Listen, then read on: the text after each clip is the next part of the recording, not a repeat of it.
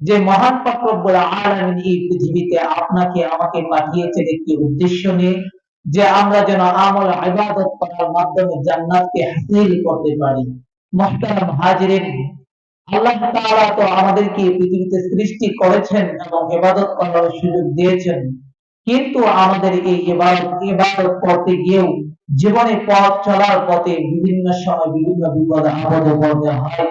তার মধ্যে এই ইবাদত বন্দেগীর মধ্যে থেকে আজকে আমি যে বিষয়টি আপনাদের সামনে নিয়ে বসেছি সেটি হলো বিবাহ সংক্রান্ত আলোচনা। মুহতারাম হাজিরিন, বিভিন্ন হাদিস এবং কোরআনের আয়াত বিশ্লেষণ করার মাধ্যমে জানা যায় যে ইবাদত গুলোর মধ্যে সর্বপ্রথম ইবাদত গুলোর মধ্যে থেকে গুরুত্বপূর্ণ যে ইবাদত রয়েছে, এই সব ইবাদতের মধ্যে অন্যতম একটা ইবাদত হলো বিবাহ। মুহতারাম হাজিরিন, বিভিন্ন হাদিস ও কোরআন থেকে বিশ্লেষণ করে জানা যায় যে একটি মানুষ যদি বিবাহ বন্ধনে আবদ্ধ ছাড়া মৃত্যুর আগ পর্যন্ত ইবাদত বন্দেগী করে কাটিয়ে দেয়, তার জীবনের ইবাদত পরিপূর্ণ বলে হাসিল গণ্য হবে না। মুহতারাম হাজিরিন, আসুন আমরা কোরআনের আয়াতের দিকে চলে যাই, শুনি আল্লাহ পাক রব্বুল আলামিন কোরআনের আয়াতে কি বলছেন বিবাহ সম্পর্কে। আল্লাহ তাআলা বলেন, وأنكحوا الأيام منكم والصالحين من عبادكم وإمائكم إن يكونوا فقراء يغنيهم الله من فضله والله واسع عليم। আল্লাহ তাআলা বলতেছে, ওয়ানকিহুল আয়ামা মিনকুম, তোমাদের মধ্যে যারা অবিবাহিত রয়েছে নারী পুরুষ তাদেরকে তোমরা একে অপরের সাথে বিবাহ বন্ধনে আবদ্ধ করে আনো। তো এই শুধু এতটুকু কথা নিয়ে আমাদের মধ্যে আমি যে সর্বপ্রথমেই বললাম ইবাদত বন্দেগী করতে গেলেও যে ইবাদত গুরুত্বপূর্ণ রয়েছে তার মধ্যে অন্যতম হলো একটি বিবাহ, যেটাকে আমরা আমাদের অধিকাংশ গার্জিয়ান এটাকে ভয় করি যে আমার ছেলেকে আমি অল্প বয়সী বিবাহ দিয়ে দেব, তো আমি তার সংসার কিভাবে চলবে তার দায়িত্ব কে নেবে। আল্লাহ তাআলা সামনে বলতেছে আবার আপনার এই প্রশ্নের জবাব, والصالحين من عبادكم وإمائكم। আল্লাহ তাআলা বলেন কি জানেননি, আল্লাহ তাআলা বলতেছেন যে তোমাদের মধ্যে যারা দাসী আছে রাসূলের জামানায় তারা দাসী রাখতো নিজের ঘরের কাজ সাজি করানোর জন্য।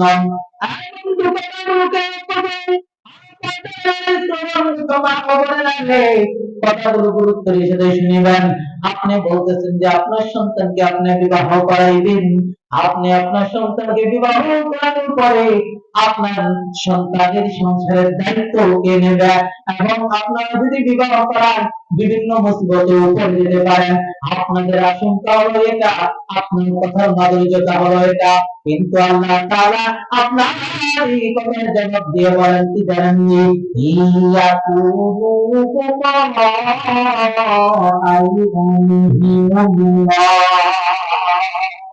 আল্লাহ তাআলা বলেন, ওগো নবী আপনি পরিচিত করিয়া দেন, আপনি আমার বান্দাকে পৌঁছিয়ে দিন, তারা যদি দরিদ্র হয়, তাদের যদি ধন সম্পদের অভাব থাকে, তারা যদি এই ভয় পায় বিবাহ না দেন, আপনি তাদেরকে সংবাদ দেন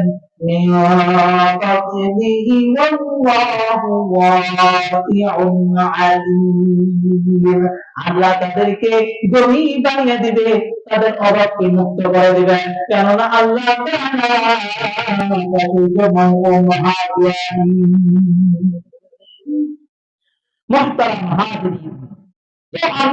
বলতেছে যে যদি নারী পুরুষ তারা প্রাপ্তবয়স্ক হয় তাহলে তাদেরকে তোমরা বিবাহ বন্ধনে আবদ্ধ করিয়া দাও। আমাদের দুনিয়ার ভাষ্য অনুযায়ী দুনিয়ার মানুষের ভাষা হলো যে না, তাদেরকে 25-26 বছর পর্যন্ত পৌঁছাতে হবে, লেখাপড়া থেকে পারে হতে হবে, তারপরে তাকে বিবাহ বন্ধনে আবদ্ধ করা হবে। কোরআনের এই আয়াত বিশ্লেষণ করে জানতে পারলাম যে না না, তোমার বিবাহ করতে যাইতে যদি বাধা হয় তাহলে তুমি শুধু কোরআনের এই আয়াতের দিকে লক্ষ্য করে তোমার সামর্থ্য অনুযায়ী তোমার সামর্থ্য দেখে তুমি বিবাহ করেছেন। এবার যদি প্রশ্ন আসে, দেখুন যে বিবাহ তো করাবো, তাহলে কাদেরকে করাবো, কাদের সঙ্গে করাবো? তো রাসূলের হাদিসের দিকে আমরা চলে যাই। আল্লাহ রাসূলের হাদিস থেকে প্রমাণিত হয় যে আল্লাহ নবীজি বলে, তোমরা চারটি জিনিসের দিকে লক্ষ্য করে তোমরা নারীকে বিবাহ দাও এবং পুরুষকে বিবাহ করাও। তো কি চারটি জিনিস? আল্লাহ নবীজি বলেন, লিমালিহা, ধন সম্পদকে তুমি লক্ষ্য করো, তার ধন সম্পদ কতগুলো আছে সেটা আল্লাহ রাসূল দেখে আপনাকে বিবাহ করতে বলেছে। ওয়ালিহাসাবিহা, এবং তার যে বংশ মর্যাদা রয়েছে, তুমি তার বংশ মর্যাদাকে খুঁজো, তার বংশ মর্যাদাকে খোঁজার পরে তুমি তার বংশ সম্পর্কে, তার আত্মীয় স্বজনদের সম্পর্কে, তার বাড়ি বাড়ি দেখতে কেমন তার সম্পর্কে খোঁজ নেওয়ার পরে তাহলে তুমি সেখানে বিবাহ করো। তারপরে আরেকটা জিনিস, ওয়ালিজামালিহা, এবং তার সৌন্দর্যের দিকে লক্ষ্য করো, যে তুমি যাকে বিবাহ করবা আসলে সে কতটুকু সৌন্দর্যপূর্ণ, তার সৌন্দর্যের দিকে লক্ষ্য করে তারপর তুমি বিবাহ বন্ধনে আবদ্ধ হও। তারপরে চতুর্থ দিকটা বলেছেন আল্লাহ নবী, ওয়ালিদিনিহা, তার দিন দেখে তুমি, তারপর তার দিন দায়িত্বকে দেখে তারপরে তুমি বিবাহ করো। ও যুবক ভাই, পর্দার আড়ালে শ্রবণ ও শ্রবণগত মা ও বোনেরা, কথাগুলোকে লক্ষ্য করিবেন। সর্বপ্রথম যেটা বললো, লিমালিহা, ধন সম্পদ থেকে বিবাহ করিবেন, এটা হয়তো বা আমাদের সমাজে এখন এতটা কাজে না আসলেও দ্বিতীয়টা বলি হাসাবিহা, আল্লাহ নবী বলেছেন তোমরা তার চারিত্রিক গুণাবলী, তার বংশ মর্যাদা, তার বংশের চারিত্রিক গুণাবলী দেখে তারপরে বিবাহ বন্ধনে আবদ্ধ হও। যদি আপনি তার বংশ মর্যাদা না দেখেন, তাহলে তার বংশগত যদি কোন সমস্যাগত থাকে, তাহলে আপনি দুনিয়ার মধ্যে তাদের বংশ ধারণা এমন অবস্থা, এমন পরিভাবে বিবাহ বন্ধনে আবদ্ধ হয়েছে। আপনি একটু খোঁজ নেওয়া দেখুন, রাসূলের হাদিসটা না হয়ে রাখলাম, আপনি দুনিয়াবি বাস্তবিক একটা ঘটনা দিকে তাকিয়ে দেখুন, তাদের সংসারে কোন সময় সুখ শান্তি আসে না। আপনি আর আমি তো এই জগতের মানুষ। নবীজি আজ থেকে 1450 বছর আগে বলে গেছে, দুনিয়ার মানুষ তোমরা যখন লক্ষ্য করিবে চারটি দিক মনে রাখিও, তারপরে তোমরা পূর্ণ কামিতার দিকে সর্ব উত্তম পর্যায়ের বিবাহ বন্ধনে আবদ্ধ হতে পারবা।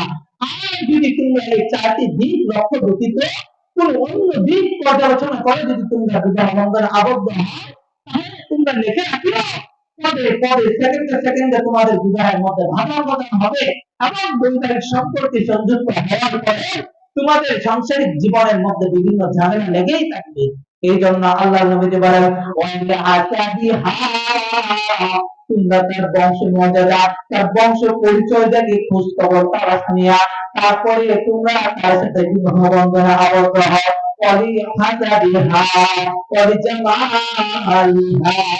আল্লাহ নবী তৃতীয় ব্যাপারে যেটা বললেন, তার সৌন্দর্য দিকে বিবাহ হয়। অন্যথায় দুনিয়ার বাস্তবিকতা দিয়ে আপনাদেরকে আমি একটা উদাহরণ দিই।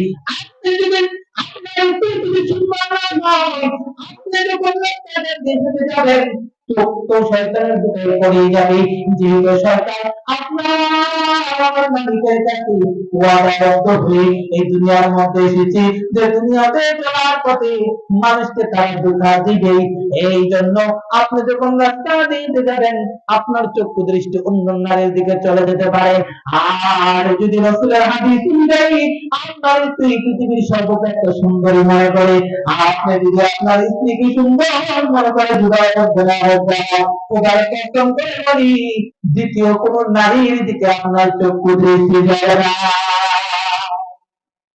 রাসূলের এক হাদিস, এক সাহাবী এসে বলতেছে, যখন নবী গো, আমার গার্জিয়ানের কারণে আমি আমার মাতা পিতার দিকে তাকিয়ে আমার একটা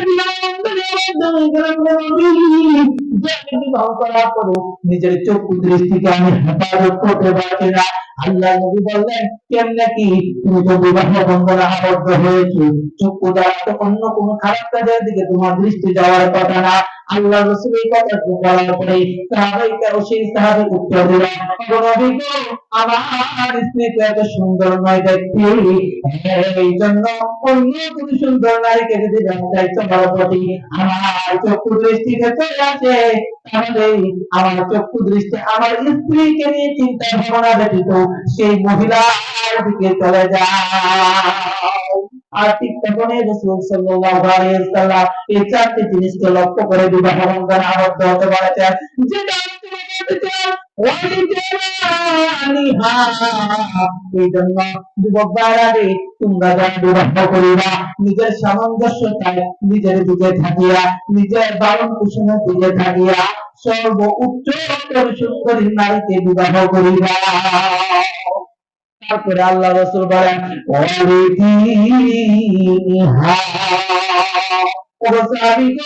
শুধু তুমি উপরোক্ত তিনটা বর্ণনার দ্বারাই বিবাহ করিয়া না, তুমি তার দিন সর্বোচ্চ তোমার পৃথিবীর সর্বশ্রেষ্ঠ ধনীর মেয়েকে পেয়েছেন। পরে হাতে দিয়া পৃথিবীর সর্ব থেকে সর্ব উত্তম চারিত্রিক গুণাবলী সাংসারিক মেয়েকে পেয়েছেন। তার পরিবার গঠন ভালো, তার পরিবারের আচরণ ব্যবহার ভালো, কিন্তু আপনি এটাও পেয়েছেন ওয়ালি জামালিহা, সুন্দর পৃথিবীর সব থেকে সর্বশ্রেষ্ঠ নারীকে পেয়েছেন, সুন্দরী নারী। আল্লাহ রাসূল বলেন ওয়ালিদিনহা, যদি দিনদারিত্বটা তার মধ্যে প্রতিষ্ঠিত না থাকে, অবস্থা আমি বলে আল্লাহর কসম করে করি, আল্লাহর কসম করে কই, পৃথিবীতে যতদিন থাকবে আর সংসারের মধ্যে অশান্তি লেগেই থাকিবে। এই জন্য আমাদেরকে এই তিনটি জিনিস দেখার সাথে সাথে ওই দিন ওই নারীর ভিতরে তার দিন দায়িত্ব থেকে পরীক্ষা করতে হবে, তার ওই নারীর মধ্যে দিন দায়িত্ব আছে কিনা এটা আমাদেরকে লক্ষ্য করতে হবে। অতঃপর আমাদেরকে বিবাহ বন্ধনে আবদ্ধ হতে হবে।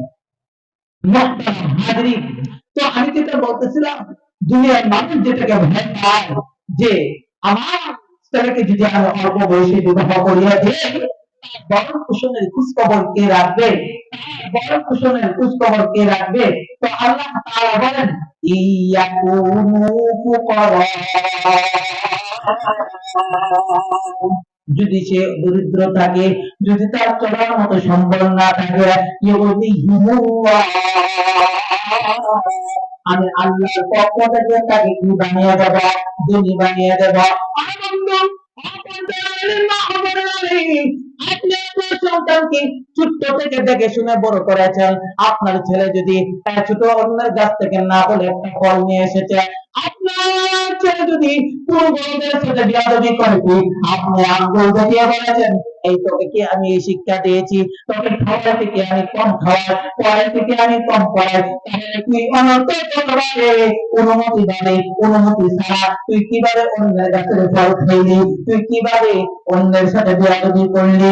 আপনি যদি আপনার সন্তানকে সেই যুক্তকাল থেকে নামানোর ব্যবস্থা রাখেন, তাকে তুলে পিঠে করে এই পর্যন্ত বড় করতে পারেন, আর আল্লাহ আপনাকে বলে আমি তোমার কাছে তোমার সন্তানকে পাঠিয়েছি আমানত দায়িত্বটার ভাবে, আমানত দায়িত্ব রক্ষা করতে হবে। তোমার সন্তানকে প্রতিষ্ঠিত না হওয়া পর্যন্ত তোমার সন্তানকে দেখার দায়িত্ব আমি আল্লাহ, তুমি পিতা মাতাকে দিয়ে দিলাম। যে আমার সন্তানকে আমি প্রাপ্তবয়স্ক পর্যন্ত করলাম, এতদিন লেখাপড়া করাইতেছি, আর এখন তার বড় ঘোষণা অর্ডার দিতে হবে, ইমান যাইতে চায় যা, ইমানের দেখার তো আমার দরকার নেই। কিন্তু আল্লাহ তাআলা বলে ও নারী, ও পুরুষ, আমি তোমাদের মধ্যে তোমাদের সন্তানকে দিয়েছি, যেরকম ভাবে তোমরা ছোট থেকে বড় পোষণ করে এই পর্যন্ত বড় করেছো, ঠিক সেরকম তোমাদেরও দায়িত্ব তোমাদের সন্তানকে বিবাহ বন্ধনে আবদ্ধ করিয়া দেওয়া। আল্লাহ রাসূলের হাদিস দ্বারা প্রমাণিত হয়, আল্লাহ সাহাবায়ে কেরামদেরকে ডেকে ডেকে বলতেছে, সাহাবায়ে কেরাম তোমরা শোনো, তোমাদের কাছে আমি তোমাদের সন্তানকে, আর তোমাদের কাছে তোমাদের সন্তানকে আল্লাহ আমানত দায়িত্বভাবে দিয়েছে। তোমাদের সন্তানের উপর থেকে তোমার পর থেকে আমার তখনই যাবে যখন তুমি তোমার সন্তানকে লেখাপড়া করলে সর্বপ্রথম প্রতিষ্ঠিত করিবা। যখন দেখবা সে প্রাপ্তবয়স্ক হয়ে গেছি, সাথে সাথে তুমি তোমার সন্তানকে স্বল্প খরচে বিবাহ বন্ধনে আবদ্ধ করিয়া দাও। অন্যথায় যতক্ষণ পর্যন্ত তুমি তোমার সন্তানের ইমানকে সংরক্ষিত না করিবা, যতক্ষণ পর্যন্ত তোমার সন্তানকে বিবাহ করিয়া চারিত্রিক গুণাবলী থেকে তোমার সন্তানকে হেফাজত না করবা, ততক্ষণ পর্যন্ত তুমি পিতার কাছে তোমার সন্তানের উপর থেকে আমানত দায়িত্ব যাবে না। এই জন্য আমাদেরকে ভুল করে চলবে না। আমরা দিন আমাদের সন্তানকে লেখাপড়া করাতে হবে।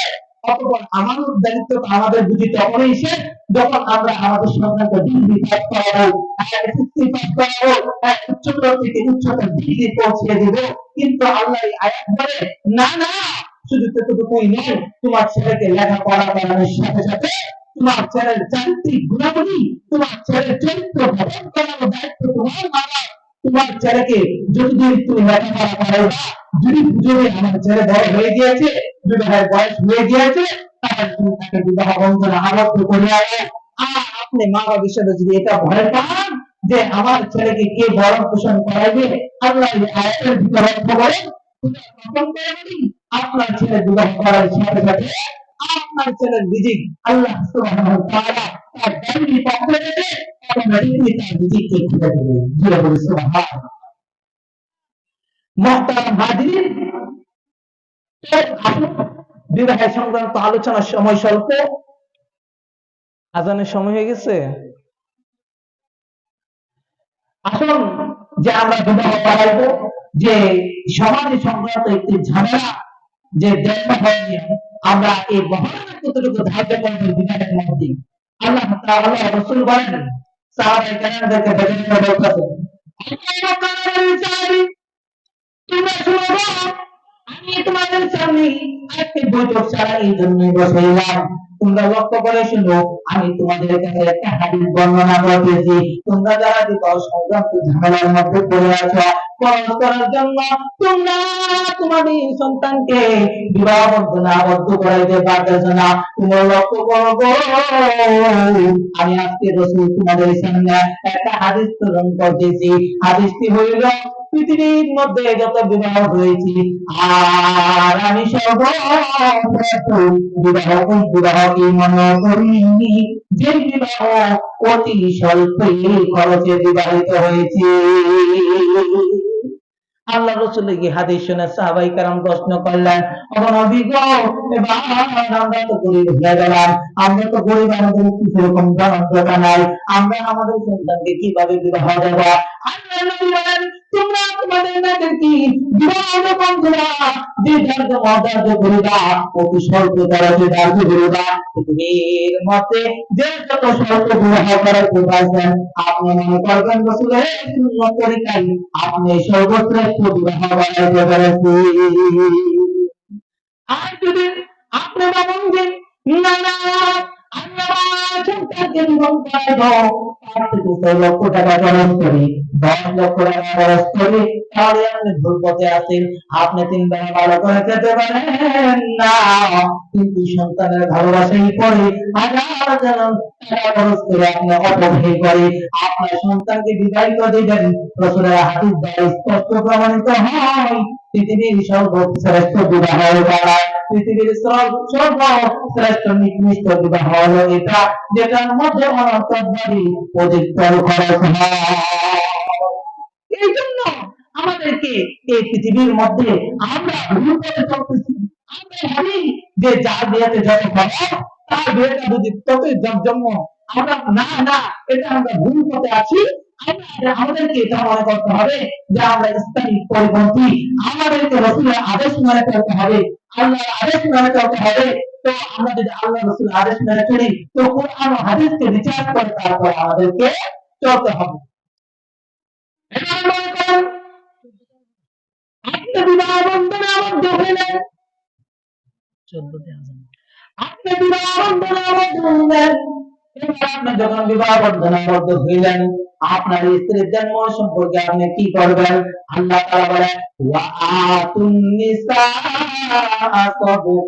সাদকাতিহিন্না নিহলা فَيَعْقِبْنَ لَكُمْ عَنْ شَيْءٍ مِّنْهُ نَفْسًا فَكُلُوهُ هَنِيئًا مريئا। وآتوا النساء صدقاتهن نحلا, তোমরা তাদের ধর্মকে তাদের সন্তুষ্টি চিত্তে তাদের কাছে পরিশোধ করিয়া দাও। আমাদের দেশের মধ্যে এখনো অনেক বিবাহ আপনি বুঝতে পারবেন, যারা বিবাহ করেছে এখন পর্যন্ত বৃদ্ধ হয়ে গেছে, কয়েকদিন পরে মারা যাবে, কিন্তু এখন পর্যন্ত স্ত্রীর যে পাওনা মহল সে এখন পর্যন্ত শোধ করে নাই। আর আল্লাহ তাআলা ওই দিক দিয়ে আপনার ইঙ্গিত করে বলতেছে, ওয়া আতুন নিসা তোমরা তাদের সন্তুষ্টি চিত্তে তাদের মহর দিয়া দাও। আয়াতের বিশ্লেষণ করে জানা, যখন আপনি প্রথম বিবাহ করিবেন, পৃথিবীতে এমন অনেক আছে যে 14-15 বছর মেয়েদেরকে বিবাহ করানো হয়। কোরআনের ভাষ্য অনুযায়ী মতো অবস্থায় মেয়েদেরকে ছেলেদেরকে বিবাহ বন্ধনে আবদ্ধ করিয়া দেয়, কিন্তু তাদের মেধা শক্তিরা ওই সময় এতটা প্রশস্ত হয় না। এই জন্য দুনিয়ার মধ্যে এমন লোক আছে যারা স্ত্রীকে চাপে বেড়ে চাপ দেয় যে তুমি আমার দেন মহরকে মাফ করিয়া দেয়। তুমি তাদের দেন মহর, কারণ স্ত্রীরা তাদের স্বামীর এই চাপে পড়ে, স্ত্রীরা তার স্বামীর সন্তুষ্টিতে তারা দেন মহর মাফ করে। কিন্তু প্রকৃত পক্ষে হাদিস দ্বারা জানা যায় যে যতদিন পর্যন্ত স্ত্রী নিজের মন খুশিতে মাফ না করবে ততদিন পর্যন্ত সে দেন মহর মাফ হবে না। এই জন্য আল্লাহ তাআলা বলছে, তোমরা বিবাহ করার পরে তোমাদের স্ত্রীদের সন্তুষ্টি চিত্তে তারা যতক্ষণ পর্যন্ত রাজি খুশি ততক্ষণ পর্যন্ত তোমরা তাদের আনন্দ চিত্তে তাদের টাকাটাকে দিয়ে দাও। আর এমন তো হাদিস এসেছে, নবী করিম সাল্লাল্লাহু আলাইহি ওয়াসাল্লাম নয় শুধু রাসূল সাল্লাল্লাহু আলাইহি ওয়াসাল্লাম একাধিক বিবাহ করেছেন। আমরা জানি তাদের মধ্যে এমন নারীরা রয়েছেন যে যারা তাদের হাসি খুশিতে রাসূলের দেহমহরকে মাফ করে দিয়েছেন, কিন্তু এমন কোন বিবাহ নেই যে আল্লাহ রাসূল দেহমহর ব্যতীত বিবাহ করেছেন। দেখুন,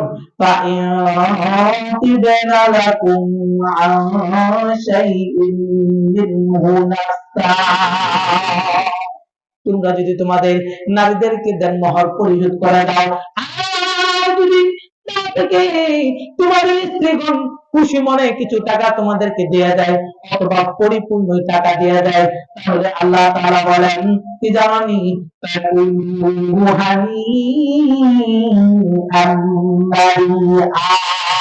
তাহলে তোমরা হাসি মুখে ভক্ষণ করো, কিন্তু তার আগে আপনি বিবাহ করার পরে আপনার সম্পূর্ণ দেনমোহর স্ত্রীর হাতে সুন্দর করে তুলে দেন। আমি তোমাকে যে বিবাহ করেছি 1.5 লক্ষ টাকা দিয়া, এই যে নাম তোমার দেনমোহর, তারপরে যদি তা থেকে তোমাদের স্ত্রীগণ কিছু টাকা ছাড় দেয়, তারপরে তোমরা আনন্দ চিত্তে খুশি মনে সেই টাকাটাকে নিজের মধ্যে নিজের যা মন চায় তা করো। কিন্তু যদি তোমাদের স্ত্রীর অনুমতি ব্যতীত তোমরা সেই টাকাকে অপব্যয় করো, তাহলে এটা আমানতদারের খিয়ানত হবে, তোমাদের স্ত্রী তোমাদের জন্য ব্যবহার করা হালাল হবে না। পৃথিবীর মধ্যে এখন এটাই চলতেছে, আমরা তো বুক বিলাসিতাই চলতেছি, আমরা উস্তাদদের কাছে যাই না, হুজুরদের কাছে যাই না, নিজের মতো চলি, যাই কোথায় উল্টা পাল্টা কখন মাজারি, সে আর কি মশলা দিবে, সে তো কোরআন বিচার করে না, সে তো জাইলি যুগের কথা ধরে বসে আছি। কোরআন বিচার যারা করে, হাদিস বিচার যারা করে, আমরা তাদের কাছে যাই না। এটাই হলো আমাদের জীবনের ভুল। আপনাদের প্রতি উদারত আহ্বান আসছে এই মাহফিলের এটুকু আলোচনা থেকে আপনাদের কাছে আমি এই আহ্বানই রাখি, আপনাদের সন্তানরা যখন প্রাপ্তবয়স্ক হবে ধন সম্পত্তির দিকে তাকাবেন না, আপনার সাধ্যের সর্বোচ্চ দিয়ে আপনি আপনার সন্তানকে বিবাহ করিয়া দেবেন, তাতে আপনার সন্তানের ঈমানও রক্ষা হবে, আপনি আমানত দায়িত্ব থেকে মুক্ত পাবেন। নতুবা আপনার সন্তান যতদিন আপনার আন্ডারে থাকিবে আর যত গুনাহ করিবে, আপনার পিতা মাতার আমল নামে তার একটা ভাগ যাবে। আশা করি আপনারা চান না যে আপনার সন্তানের গুনাহ আপনাদের গাড়ে চাপুক। কাল হাসরের ময়দানে হয়তো বা দাঁড়িয়ে আপনার সন্তান আপনার সামনে দাঁড়িয়ে বলবে, ও বাবা, ও বাবা গো, তোমরা তো আমাকে দুনিয়াতে থাকতে সেরকম আমল ইবাদত করতে দাও নাই, আমার আমল ইবাদত করার যে মূল ধাতু ছিল তোমরা আমাকে সেই পন্থায় আমাকে ঢুকিয়ে দাও নাই। এই জন্য আজকে তোমাদের আমল নামের যত ইবাদত আছে সব আমাদের দাও, আমি সব গুনাহ মাফ করে আমি জান্নাতে যাব, তোমাদের দু চোখ যেদিকে সেদিকে যাই।